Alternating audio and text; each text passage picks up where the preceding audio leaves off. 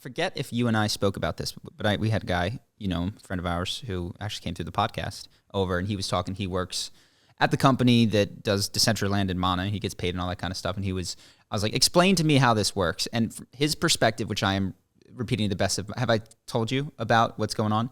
He said what he's, part of what they're doing there, what he is specifically on, he's like, we're kind of recreating stuff that already exists, but with a different economic model. So like, we're going to recreate poker.com and chess.com, but in that Web 2 phase, I just thought this was something I'll share with people if you know it. The value provided to the players was like, you get to do this. You know what I mean? It's like, you get to do this, and yes, we're going to monetize your eyeballs, but you play for free, which is like a huge selling point. Technology has evolved to a point where it's like, we can now set up smart contracts that reward you with our currency for playing, such that when the value of the site grows because you're playing, because there's a community of people here, because people want to be on poker.com or chess.com or whatever the new name of the thing is, we can start to reward you with essentially equity in this network, in this company, in the form of our own token. And that makes this, if you're deciding, do I want to play on chess.com or do I want to get paid in this currency which will appreciate for playing chess, it makes it like a slam dunk win as a business model over all of the Web 2 stuff, especially once you start passing that early adopter phase. The problem, or the thing that I was like disturbed about as a philosophy major, I was like, doesn't that then commoditize every recommendation that any friend or family member will ever give you till the end? And it's not an argument. It's just like, we already live in a world where your aunt or your uncle is involved in some fucking pyramid scheme where they call you up every now and then and try to sell you something. That's fucking annoying. You got to buy this set of knives, the greatest knives out there. Exactly. Or like your one cousin, like first job out is in insurance, or he's knocking on your door trying to sell you insurance. It's that, but with everything. And it's especially egregious.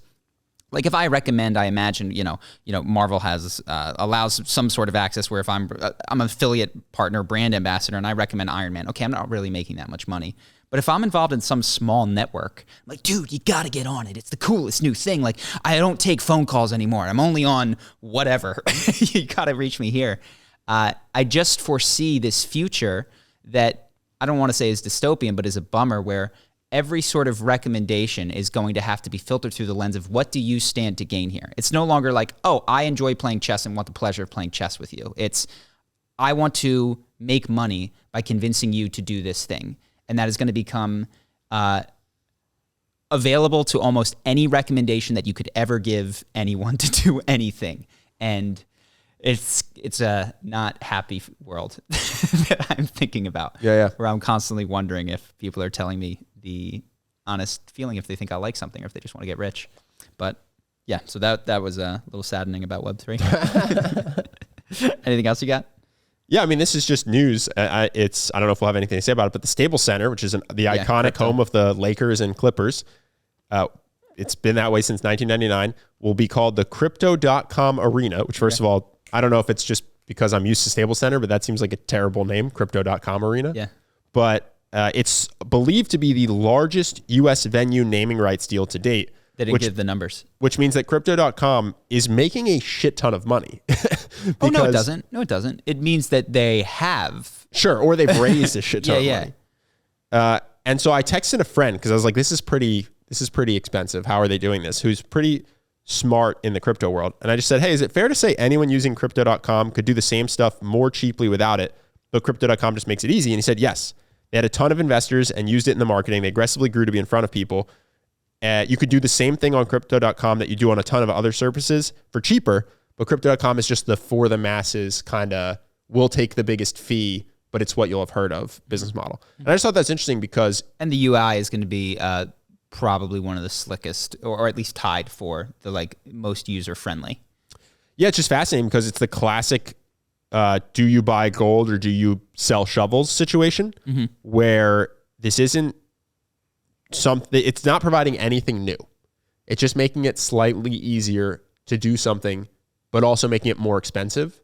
And they're going to make billions of dollars. Well, this is two things. One, they're selling shovels, but so is some other guy who makes shovels, but you have to assemble it and you have to put the thing on and they're standing in the most popular spot of town with a big freaking sign with, maybe not the world's greatest shovels, but like it'll do the job. Well, and it's funny because I think at the end of the day, you know, people are, oh, should we make our own coin? Or, oh, I'm going to buy Bitcoin. Or, oh, it's like, no, the guy that makes the most money is going to be the guy that just sold the shovels. Mm-hmm. And it's not even the most energy efficient shovels. It's not the cheapest shovels. It's just the easiest and most obvious shovel. And some of the guys that found literally were there first at the gold rush. You know what I mean? Like some of those guys. Yes. Just the person that bought Bitcoin in 2000. Yeah. Or Ethereum 2 years ago. Hope that you guys enjoyed that clip. If you want to see more like this and have us do more podcasts, we are 100% funded by our generous patrons. And if you'd like to contribute, there's a link in the description, and we'll have one pop up on the screen right here so that we can do more podcasts where we have fun conversations and hopefully some deep ones like this. Either way, hope that you enjoyed the video, and I will see you in the next one.